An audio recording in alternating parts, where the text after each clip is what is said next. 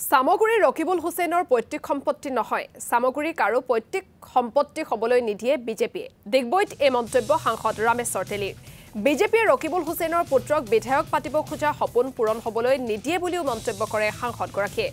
উপনিৰ্বাচনৰ ৫টা সমষ্টিতে বিজেপি মিত্ৰজোঁটৰ প্ৰাৰ্থীয়ে সহজে জয়লাভ কৰিব বুলিও দাবী ৰামেশ্বৰ তেলীৰ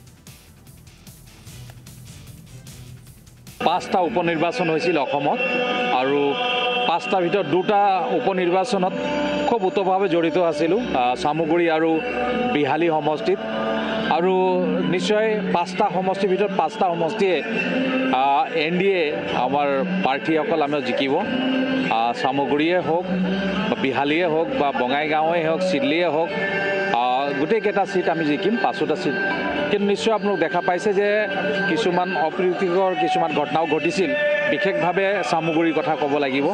কাৰণ সামগুৰিত বহুত বছৰৰ পৰা কংগ্ৰেছৰ তাত ৰাজত্ব চলি আছে আৰু তেওঁলোক ভাবিছে এটা আমাৰ পৈতৃক সম্পত্তি সেইকাৰণে বেলেগে মিটিং কৰিলে তেওঁলোকৰ খং উঠে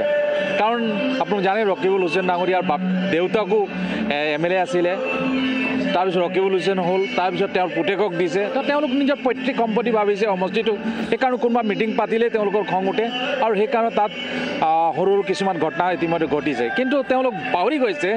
যে দিল্লীত ভাৰতীয় জনতা পাৰ্টি চৰকাৰ এনডিএ চৰকাৰ চলি আছে অসমত এনডিএ চৰকাৰ চলি গৈছে এই কথা পাহৰি গৈছে তেওঁলোক ভাবিছে যে গোটেই ভাৰতবৰ্ষত কংগ্ৰেছে ৰাজত্ব কৰিছে আৰু তেনেধৰণৰ প্ৰচাৰ চলাইছিল আৰু তাৰ ৰাইজে বুজি পাইছে যে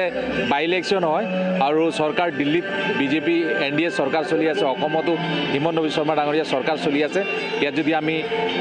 বিজেপিক জিকাওঁতে নিশ্চয় সৰু সৰু কিছুমান সমস্যা আছে সমাধান হ'ব তাত যিসকল শিক্ষিত মানুহ আছে তেওঁলোকে কথাবিলাক বুজি পাইছে কাৰণ মই নিজেই গৈছিলোঁ আৰু দৃঢ় বিশ্বাস আছে এবাৰ সামগুৰিত ভাৰতীয় জনতা পাৰ্টি ডিপ্লুৰঞ্জন শৰ্মা ডাঙৰীয়াই বহুত ভোটত